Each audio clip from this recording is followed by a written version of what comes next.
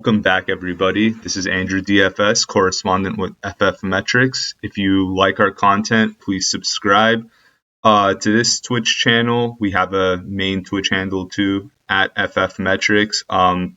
That site is led by RC Fisher, who's a scout watching a bunch of game tape, coming up with contrarian projections. So for those of you that don't know about FFMetrics, definitely check out that site. Like and subscribe on Twitter. And with that, we can get started with our week 3 show for DraftKings Mainslate competition. So to the right of our screen, we have the perfect lineup from last time. So this is basically looking at all the players. If you optimize the salary correctly and try to get the maximum amount of points, you would land at 254. So notice that the salary is actually 48,700 as opposed to 50,000. So a common strategy that a lot of more serious DFS players like to play is not to use up all your salary, maybe leave a grand or $1,000 or $2,000 on the table so that your lineup's unique. And this is definitely a unique one. And it was not the one that won the Millie Maker either. So the Millie Maker actually used the suboptimal lineup to win, but who cares because they got $1 million. Just walking through it really quickly, you can see that this was sort of a naked stack in the sense that Daniel Jones was the only QB played, but none of his weapons or the opposing team players ended up in the optimal lineup. Then you have Kyren Williams and Puka Nacua from the Rams, who just shocked and surprised people.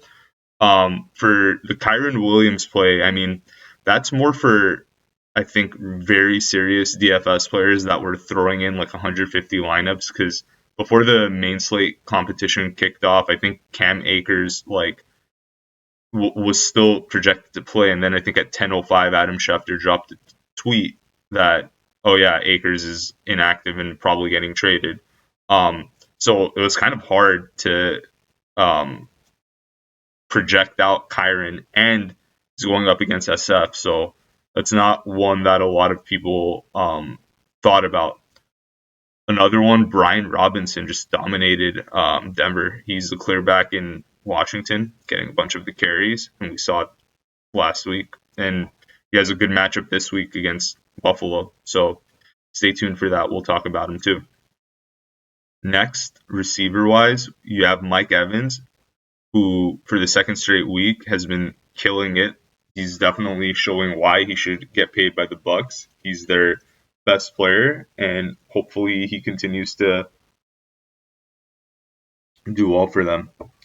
Nico Collins was the shock play, along with CJ Stroud, who they threw up. I think Stroud threw up 384 yards in his second game in his home opener. Very good start for a rookie. And Nico Collins was the main beneficiary to Stroud's big day, throwing up 30 points and only for $4,800 of salary. On top of Puka Nacua and Nico, definitely got you bang for your buck. Keenan Allen, 7,100, someone we talked about last week. He looked really good against Tennessee's weaker secondary. He has another good matchup against the Minnesota Vikings that I like this week too. And basically, when Austin Eckler's out, Herbert's really relying on Allen. Allen's target share just goes up like crazy. So definitely another one to watch out for. And I'll talk about why I like Keenan Allen more than Mike Williams this week against Minnesota. Mark Andrews finds his way to the optimal lineup, but this is more that probably had 2 or 3 points more than the next tight end. And because there was a bunch of salary remaining on the table, you paid $6,300 for 15.5 points. Not great ROI, but just this lineup was cheap, so you just got the tight end with the maximum amount of points. And lastly, the Tampa Bay defense just kicked butt. They really slowed down the Bears offense, but Bears look abysmal. So I don't know if it's that Tampa Bay looks good or if Bears are just really that bad. I think it's more the latter. So $3,200 for 17 points, not bad for a defense. Okay. Now, let's talk about this week's games a little bit. So One of the highest over-under is the Chargers-Vikings game. You have Herbert going inside Minnesota at 54.5, which is freaking huge. I don't think we've had an over-under this high. Both teams are looking for their first win of the season. Kirk Cousins throwing up crazy passing numbers in all of his losses. Chargers prove that they can't stop the number one receiver on the opposing team. I mean, you saw week one, they let Tyreek Hill go bananas, and now they're playing arguably the best receiver in the NFL, Justin Jefferson. So we'll see if they're able to revise their game plan and contain Jefferson. Jefferson is one of the most chalkiest plays this week. So be careful about the ownership percentage and the price. He's going, I believe, for 9,300, which is really high. It's rare that you get um, receivers going into the 9,000 range. But when you do, they literally need to throw up 35 points or more. Otherwise, you're not getting great ROI if you're trying to win the Millie Maker. So if you're just trying to, play double up or cash tournaments, 30 points is probably good for a 9,300 salary. But I mean, 30 points is not exactly an easy thing to do either. So if the guy throws up 25, you're kind of screwed at 9,300. In this game, I like Keenan Allen more than Mike Williams. Reason why: Chargers move Keenan Allen a lot, and the Vikings have a really strong corner, Byron Murphy, who's shut down people like Justin Jefferson last year, Cooper Kupp twice a year, DK Metcalf twice a year. He's a former Cardinals secondary. That's why I'm tossing up all these NFC West receivers. He is one of the most underrated corners in the league, and definitely someone you want to avoid. And it looks like Mike Williams is going to be lining up against Murphy this week, so I would definitely stay away from Williams. And he's projected a high ownership percentage, so definitely one you want to avoid.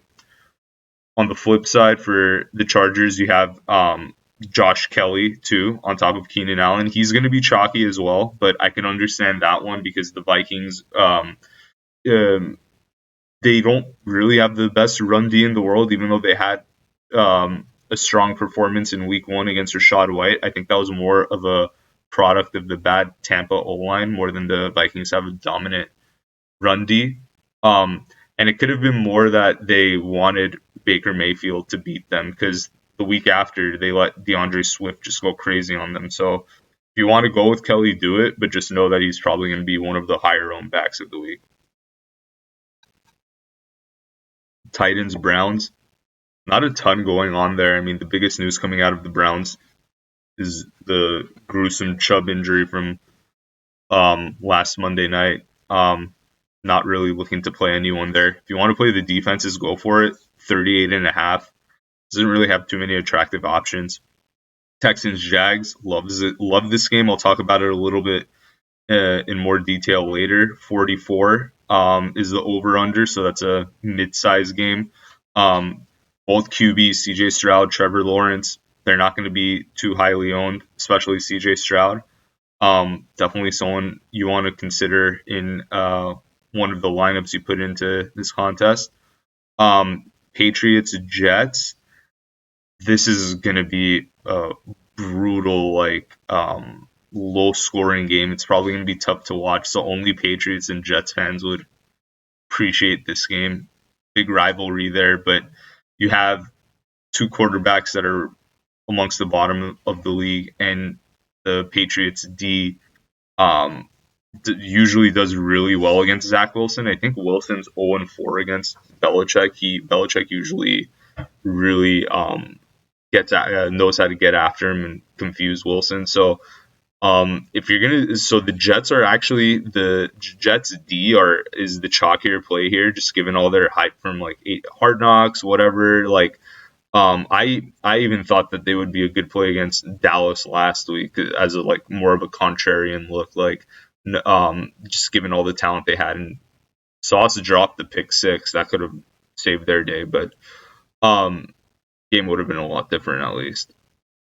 But in this game, I think the Jets D is really chalky because they're price is pretty low at 2,800. If you're looking for more of a let's fade the let's fade the public, I would probably consider the Pats D because it's more on the pricier side too. People might be scared to play them, and they're pretty damn good. I mean, they held Hurts to 25 points. They kept Tua in check. They didn't really let Tua explode. And now they get Zach Wilson. They literally played two of the top offenses of the league, and neither got to 30, which is really good in the modern NFL. So, one to consider.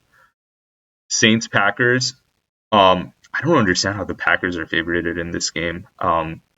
They really didn't look great that last week against Atlanta. Saints are amongst the best teams in the NFL, so especially their defense, I expect them to give Jordan Love a lot of trouble.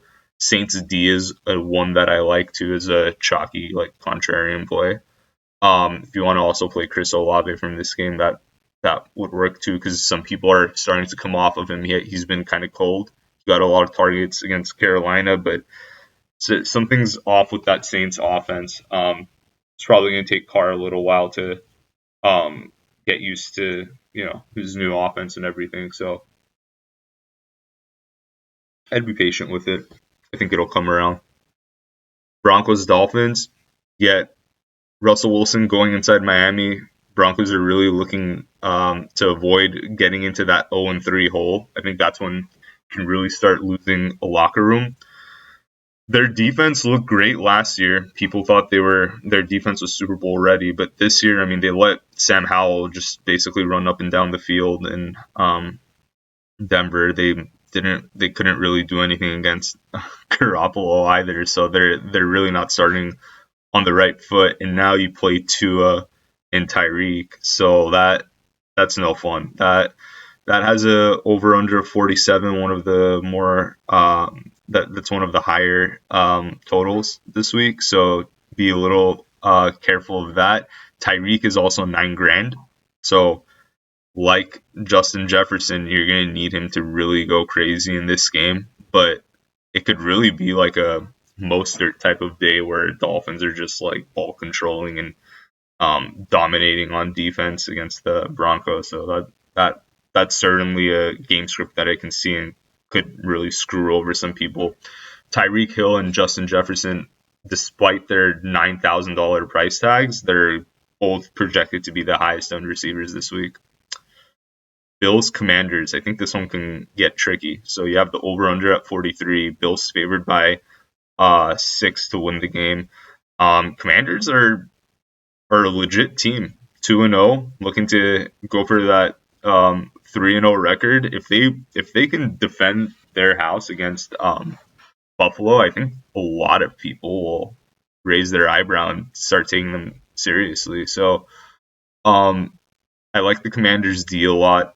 The thing that people don't understand about the Buffalo Bills D, this was designed to stop Kansas City. That's pretty much the architect behind this defense. And I love playing running backs against them. Brian Robinson, I think, could have a really big day against this Bills team. If you want to get super crazy, you can do like a Bills and Commanders stack.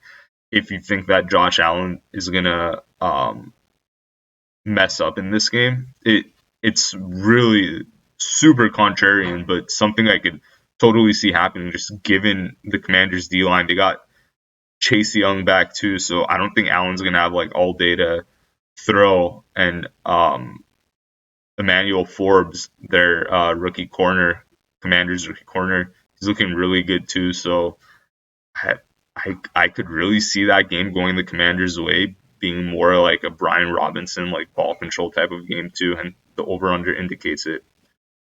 Falcons visiting the Lions. Falcons also surprisingly 2-0. Hard to trust their pass catchers though.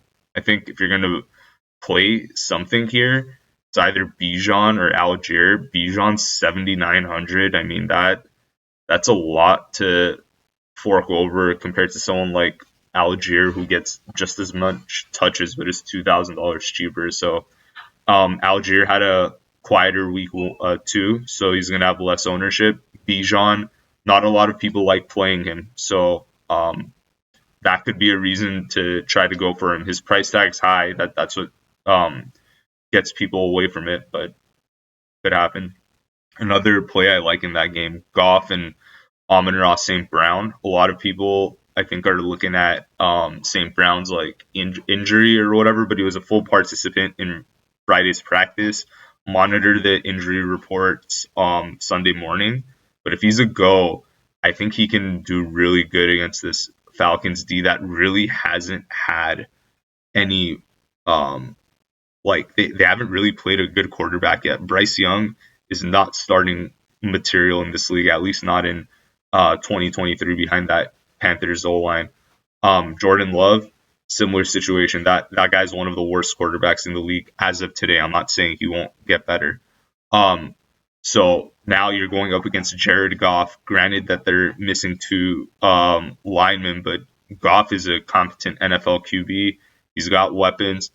Sam Laporta is a chalky play that might hit too. Josh Reynolds is a good one that I like. And then one that some people forgot about, everyone was all over Jahmyr Gibbs in the preseason. Now you don't have Montgomery playing in this game. This could be Gibbs' time to go. Maybe Dan Campbell is sort of like kicking himself like, damn, maybe if I played this guy more against Seattle, we could have won the game. But yeah, he didn't. I think there was an assignment that Gibbs missed in that game that led to pick six or something like that. I remember reading the exact details, but if you subscribe to FFMetrics, I'm sure RC detailed that into his report. So that's another plug for RC there. You should definitely check out the game report from that Seahawks Lions game to figure that out. Colts Ravens. Ravens still don't have their star corner. They're starting, but they started off 2-0. They beat Burrow last week, and he re-injured his calf in that game. So they have a really good lead on the division right now, especially since Chubb's out too going forward. So like they look like they're runaway favorites as of right now. Everything just sort of fell the Ravens' way. They get a Colts team that we don't know if Anthony Richardson is playing or Gardner Minshew, but either way, I would like to play Pittman in this game. I think a lot of people are going to play Lamar Jackson, Mark Andrews, whatever. Um, the two guys I like that are less chalky here are Pittman one because Baltimore is missing their top corner, and number two Zay Flowers. He's getting a bunch of targets on Baltimore's offense, and he looks legit. So his price tag isn't that bad. I think he's in the 5,000 range this week, so definitely one you want to consider. Panthers Seahawks, number one overall pick. Bryce Young might not be playing in this game. I think I think Andy Dalton's gonna get the start. That's what it's trending like. But Panthers are just a joke this year. They could easily finish number one again, and then you have a real conversation. What do you do with Bryce Young? You trade him, or you trade away the pick that could be Caleb Williams. So I think that's going to be a real conversation for the Panthers in the offseason. But what I would do in this one, I would. Andy Dalton kind of scares me. I don't think I would play the Seahawks D here. He's a competent NFL QB. He could easily like make Thielen or Terrence Marshall. That they got this rookie to Mingo or whatever. Like any one of those guys can pop off. Hurst with Dalton against a Seattle secondary that's going to be missing Tariq Woolen. So just be careful about that. On the Seattle side, I think DK is dealing with some rib issue, but he seems like he's going to be a go. Tyler Lockett is not heavily owned, so maybe one you want to consider knowing that DK is dealing with an injury. The only thing that I don't like about that is that Lockett kind of like popped off last week, so I don't really like double dipping unless there's a really good reason to, like if there's low ownership or really just have a good feeling. I mean, well, you can make that argument with Puka Nacua. The guy went crazy in week one. He went crazier in week two. He's probably going to go crazy again in week three and against the Bengals. So it's just a matter of preference. Cowboys, Cardinals. You have Dak going inside Arizona. Arizona, surprisingly, I don't understand these guys. They just put up a fight. They have like nobodies on offense and defense, and they tell you what, if they end up with the number 1 and 2 pick and they somehow get Caleb and Marvin Harrison Jr. or something like that, they're pretty set up. They got that tackle out of Ohio State this year too to shore up that offensive line. Like they're not looking too bad. Um, but for DFS purposes, I mean, you can play Dak here. Dak's not highly owned. CD Lamb, Dak stack. That's definitely something doable. You can go with a Pollard and Cowboys combo too, but Cowboys are going to be a very highly they're going to be very expensive. I shouldn't say highly owned. Cowboys are. I'm going to take a page out of Colin Cowherd's playbook, even though his takes this year have been kind of off. Those one I did like. He likened the Cowboys to Mike Tyson in the sense that when they have a lesser opponent, they just beat the crap out of them. So this is one of those situations where I don't know if you're going to get the Cowboys like just kind of sleepwalking through this game, which is what we've seen last year. This year they look like they're really taking this seriously, or you're gonna see them just really take advantage of the mismatch on both sides. And then last one, Bears Chiefs. Bears like are dealing with so much stuff internally. That between this game and the Cowboys game, these are the biggest like favorites. Chiefs -13, Cowboys a -13 road favorite. That's freaking crazy. So the Chiefs have a higher over under there at 48. That's not too bad.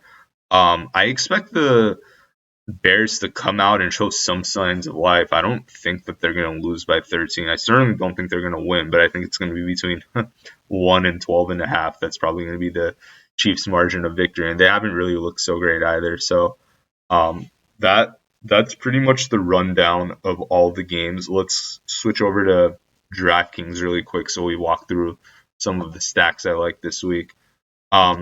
First one that I want to talk about is going to be the Kirk Cousins and game with the Chargers. So Cousins is sitting at 6,900, I believe, which is pretty pricey. I don't think I remember seeing Kirk at that level at all last season. So for Kirk, it's pretty up there.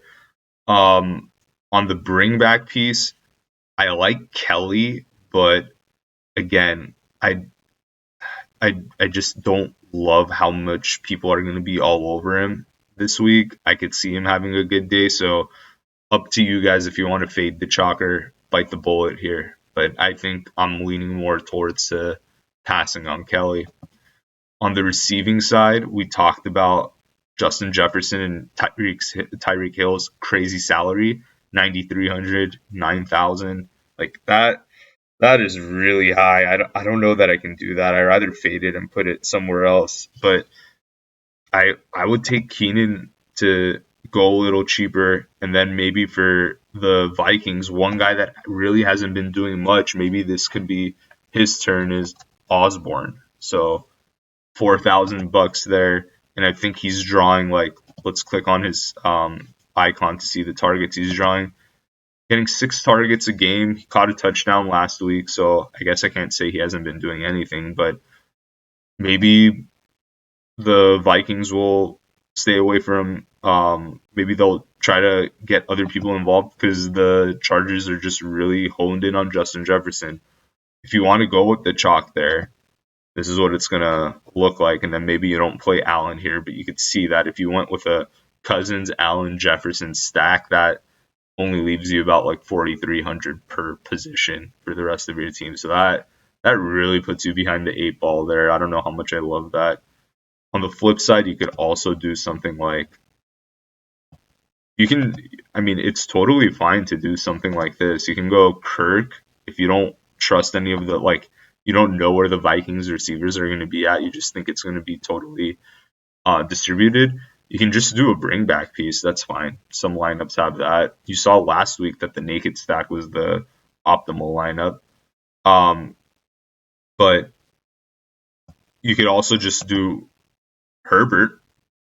Herbert's not highly owned, and Keenan as a stack, and just hope that, again, I think Murphy's really going to lock down. I think he's going to lock down Mike Williams, so that should open it up for Keenan. Okay. Next one I wanted to talk to you guys about. Let's look at the Jacksonville and Houston game, because I think a lot of people are sleeping on this one. You can go Trevor Lawrence, but personally, I think the QB I want in this game, I want to go Stroud here. 5,300, threw up 380 passing yards. He's going to have a little more attention than last week, but Jacksonville has one of the worst secondaries in the league, and I know he's a rookie going on the road, but this is one gamble that I want to make. So I'm going to go with Stroud, and then his favorite target, or one of his favorite targets, is Tank Dell. That's a really cheap play there. Sometimes this is called a puke stack, in the sense that you're barely, like, for the price of Stroud and Dell, I'm cheaper than Justin Jefferson. So this is a really cheap stack right here. But I think it could win you. This is the type of lineup that probably wins you $1 million, honestly. And then on the bring back piece, you can go two options. One, you can go Ridley. So Ridley looked like a wide receiver, surefire guy week 1. Week 2 against KC, the game script was a tighter game. Lawrence wasn't throwing as much, so Ridley, like, he had some looks. He could have easily, like, pulled down a touchdown, but last week, but he didn't. So people are sort of off of him and forgot him. I like him for that reason. And one guy who hasn't really gone crazy yet, but has been getting a lot of attention, is Travis Etienne. So if you want to go Etienne and Ridley, I'm for it. I could totally see both of them going crazy, and you certainly have the leeway to do that, given how cheap Stroud and Dell are. But just also keep in mind you're playing 4 players from one lineup. So you want to do this more if you're submitting 150, you want exposures to a lot of different players, you can do that. But if you're, like, more in a smaller pool or whatever, I generally don't like going more than 3. So the question is, do you want to go ETN or Ridley? So you got to kind of make that judgment call and see what you're more comfortable doing. I think I'm more like, if I see a receiver I like Ridley, I think I'd try to follow that, but I can't fault you for going either way. And again, if you want to go Lawrence instead of Stroud too, that's totally fine as well. And, like, the fact that you have, like, Dell in here, you can swap out Dell for, like, Nico Collins as well, who will be, like, he's not that expensive. 5,300, not bad. He was the main beneficiary to Stroud's passing day, big passing game last week. Robert Woods too. That's another guy that got a bunch of the targets. So any one of those is fine. Okay. Last stack that I'll talk about, Jared Goff, and then maybe going Amon-Ra St. Brown, who people are going to be just scared of, seeing that questionable mark. Atlanta with this, like, number 5 against the receiver, which is kind of BS because they just played really crappy opponents. The wide receiver one last week was Romeo Doubs, and the week before was Adam Thielen, with incompetent quarterbacks. Now they're on the road. Totally fine playing Brown here, assuming he's a full go. And then on the bring back piece, you can go Pitts if you wanted to. He's really cheap, but again, it's really hard to trust Atlanta pass catchers. So he's 3,900 now. I don't think there's ever been a situation where Kyle Pitts fell below 4,000, but now DraftKings is starting to realize that Atlanta doesn't like passing. I don't know why it took them so freaking long to see that, but it's the situation.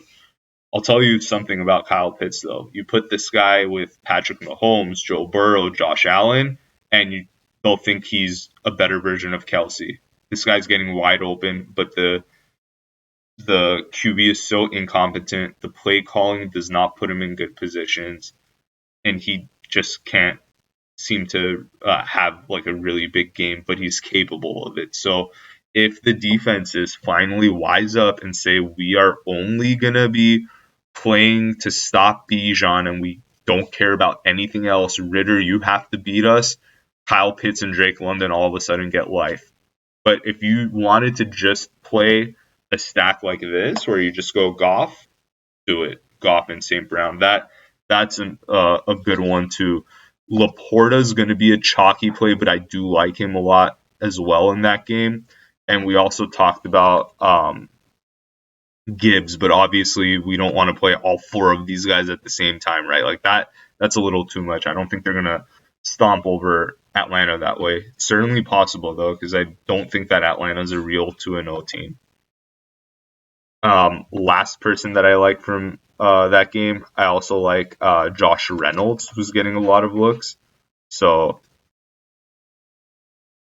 see here, he also has the questionable mark, 4,200, cheap receiver. If you wanted to bite the chalk and go like Tank Dell, Josh Reynolds, and then bite the chalk with Hill and Jefferson, you could do that. Your receivers would average out to like 6,500 each that way.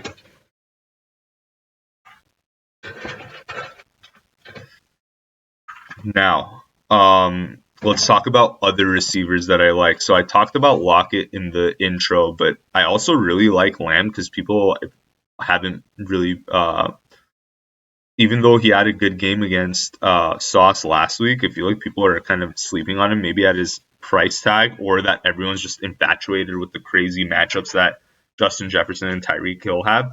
But I think Dak and CD can both have great games against Arizona. So that's I didn't talk about Dak in a stack, but Dak in a stack, that kind of sounds funny. But if you wanted to go with Dak,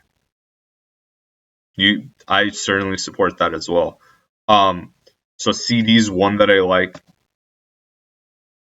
And then Chris Olave, who's starting to get his targets, but hasn't really done anything crazy yet. So look at that, 11 targets, 10 targets. Like he's looking good. Like he's getting that volume. And I think with Jair Alexander, I think he's doubtful and probably most likely not playing. Like this can be the game where Derek Carr comes out and just crushes. I don't think that Green Bay is that type of D where you want to stack and stuff like that there, but I think Olave just on his own, like as a one piece, is totally fine, and he's gonna not really have too much ownership.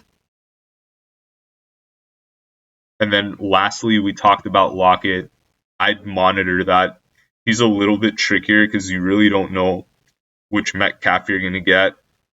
Panthers, I'm not sure if they're still missing J.C. Horn or whatnot, but they do have a bunch of injuries on D. So I like Lockett. I just don't like the fact that he went crazy. Let's see how many points he had last week, really quick when we pull this up. Yeah, he had 2 TDs last week, 25 points, like 26 points. That's gonna draw some. I don't know. It's not drawing attention from people in DraftKings, but it's kind of, I don't know that he can do that 2 weeks in a row. That's what kind of scares me. I'll probably still do it, but just thinking out loud. We talked about this like stack with Detroit and everything, and we sort of mentioned Bijan here at 7,800. He's getting a lot more of they're incorporating him more and more every single week. This can be one where like not a lot of people are playing him because of his salary, but if you wanted to go there to be different, he also has that potential that he can just explode, have 100 yards passing in receiving and rushing. Very possible. But again, Algier gets just as much carries, and you don't know if Cordero Patterson's playing or not. So if you have a third guy cutting into the timeshare between Robinson and Algier, like that makes it kind of rough. That makes me want to play that 5,100 with Algier more than 7,800 with Bijan, but Bijan has that easily. He could have 100 yards on both rushing and receiving, and a touchdown, two touchdowns each, like rushing and receiving. Like that is so possible with him because he definitely, like, the Atlanta O-line is one of the best in the league. People are underestimating the amount of draft capital that was poured into that and how good that offensive line has been playing together as a unit. It's not only that you pay your offensive line and draft them high, it's how long they've been playing together. And in Atlanta, they've been with each other, I think, like since 2018. This is 5 years in the making. So going down the list, we talked about Brian Robinson. He's definitely going to have more attention on him, but because they're playing Buffalo, it's going to be he's not going to be as chalky because people get scared, like, oh, what if the game flips or whatever, and that's certainly a possibility. But the way that Washington's using Brian Robinson, I want in on this. And if somehow, some way that Commanders D controls the game, I could easily see Buffalo losing this game and just like having one of those days. Josh Allen just getting lazy with the football and like making stupid throws, getting like taking stupid hits from the Commanders D line. Like this has like trap game written all over it for Buffalo. Now I still think Buffalo is one of the best teams in the AFC, and I don't know if the Commanders will make the playoffs. Just one of those weird week 3 early games that could flip in the direction that the public wasn't expecting. And lastly, I want to talk about Roschon Johnson. He's starting to get a lot more attention from the public, but I still want to mention him here because I think there's a possibility that Chicago just realizes, like, hey, this guy's our best option, like over Khalil Herbert. The funny part about Roschon Johnson is he was Bijan's backup in Texas. So both of them, I mean, like props to that Texas like backfield last year. They're looking really good in college football now, but last year they had Roschon and Bijan. That was a really nice 1-2 punch. You're not really seeing him go up in attempts last game, but you could see that they fell behind when they fell behind in Green Bay. That guy got 7 targets, and now Deontay Foreman was a clean scratch, healthy scratch last game. Like that just shows me that Chicago is like putting a lot into this guy. So he's sitting at 4,700 total gamble. This is more like you're submitting 150 lineups or whatever. My advice to you: consider giving this guy some exposure in those lineups because it's very possible that even though I don't think it's going to happen, it's possible that Roschon, that Chicago falls behind in that game and they start playing Roschon and passing to him a lot. Tight ends, we talked about Pitt, Laporta. One tight end that people forget about because he was injured to start the year and he's really freaking expensive is Taylor Swift's new man, Travis Kelce. 7,200, has an easy matchup with Chicago. Like, this could be one where, like, the Chiefs just, I don't know, what if it's offensive fireworks? And if it is, if you think that's what's going to happen, now I don't. Travis Kelce is going to be a part of it. His first game back didn't look like he didn't really do much, and that's great for DraftKings because then people don't want to play him, right? Why do people want to play Justin Jefferson and Tyreek Hill? Because they saw Tyreek Hill freaking lose his mind in LA. They see Justin Jefferson go crazy week in and week out. We haven't seen Travis Kelce yet. People forgot about him. He still could easily get 2 or 3 touchdowns in this ball game. So definitely one you want to consider that is surprisingly not chalky, but expensive. But just scrolling down here, if you're going to play the Dak stack or want some exposure to the Dallas offense in that game, Jake Ferguson's another one. Like I think he had a touchdown in the first week of the season. He's only 3,600, or actually he had one last week. He had 7 targets against the Giants, 4 targets against the Jets. So he at 3,600, I think he could easily get like a touchdown in this game as well. So maybe someone you want to consider having exposure to. I also like Johnson down here, so that's another one you want to consider. He hasn't been really getting a lot of love, so his price has been falling down. His ownership has been going down, so that's one I like. And obviously Dalton Kincaid too. Like he's been getting a lot of targets. Being Josh Allen's short passing option definitely helps as well. 6 targets last game, 4 the game before. Direction. So if he comes up with if he had a touchdown in either game, everyone would be all over this play. But I think Washington's going to try to limit that big play and maybe try to force Allen to check down to this guy. So Kincaid, 3,400, not bad. Okay, we're going to go to D, talk about chalk, and then conclude with who won the Millie Maker last week. So with D, the most popular play is going to be the Jets just because they're so cheap and they're going up against Max Jones. Totally fine if you want to play that. Patriots are another great option, but they're going to be more expensive and people are going to stay away from them in DraftKings. But if you have $700 to spare between the two and you want to get different, I like Bill. I like Bill versus Zach Wilson. I want some exposure to that. Bill has a hatred towards the Jets too, so I'm sure he's loving the misery of that franchise right now.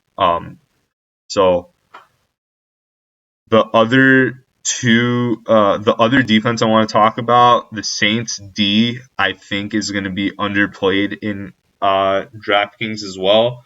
The Packers offense is really not that great. Saints D might be one of the top 5. So I want exposure to Jordan Love versus the Saints defense. So sign me up for that one as well.